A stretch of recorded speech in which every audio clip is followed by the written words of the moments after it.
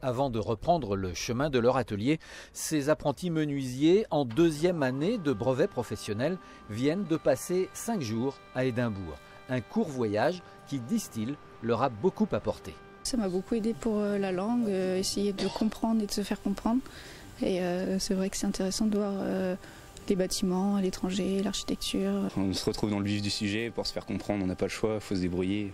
C'est l'objectif de ces voyages cofinancés par l'Union européenne, donner envie de partir même sans être un as des langues étrangères. Sur le plan professionnel, Louane est apprenti dans une entreprise qui travaille à l'export. Alors parler un peu anglais, c'est important pour lui.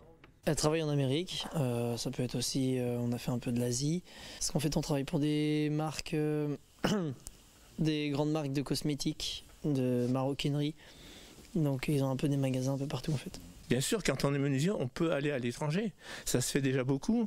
Il y en a qui partent au Québec. J'ai des jeunes qui sont allés en Australie.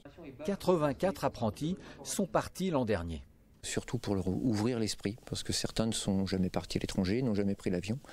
Donc ça leur permet aussi de se débrouiller seuls. Pour financer les 7 projets mobilité apprentis, le CFA a perçu l'an dernier 120 000 € de l'Union européenne, versés via la région des Pays de la Loire.